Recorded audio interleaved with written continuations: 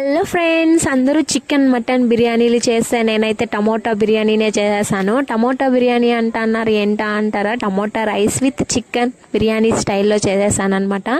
So దానికి కావాల్సిన items అన్నీ వాష్ చేసుకునేసి నీట్గా చాప్ చేసి పెట్టుకున్నా. ఆ తర్వాత వెల్లుల్లి అల్లం వేసి పేస్ట్ చేసేసి, ఆ తర్వాత ఆకు, అనాచి పువ్వు, ఆ తర్వాత లవంగాలు అన్నీ తీసుకొని ఒక ప్లేట్లోకి అయితే పెట్టేసుకున్నాను. ఆ తర్వాత ఆయిల్ అయితే వేసుకొనేసి అది కొంచెం హీట్ అయిన తర్వాత దాంతో సాజీరా కొన్ని వేసేసిన తర్వాత ఈ ఆకు లవంగాలు అన్నీ కూడా వేసేసుకొనేసి పచ్చిమిరపకాయలు వేసి ఒకసారి కలుపుకున్నాను. కలిపేసిన తర్వాత ఆనియన్ వేసి, ఆనియన్ ఉడకడం కోసం కొంచెం సాల్ట్ అయితే వేసుకున్నాను. సాల్ట్ వేసుకున్న తర్వాత అల్లం వెల్లుల్లి పేస్ట్ వేసి ఒక 10 మినిట్స్ పెట్టేశాను. ఆ తర్వాత 10 మినిట్స్ అలాగే ఉంచేసి ఆ గ్యాప్లో రైస్ నానబెట్టుకుని టమోటాలు అయితే వేసి రోస్ట్ చేసేసాను. ఆ తర్వాత కొంచెం కారం, దాంతో అన్నీ కలిపేసి ఉంటాయి మసాలా ఐటమ్స్ అన్నీ, అందుకే వేయలేదు. ఇంకా రైస్ అయితే వేసేసుకొని తగినన్ని వాటరు వేసుకొనేసి అయితే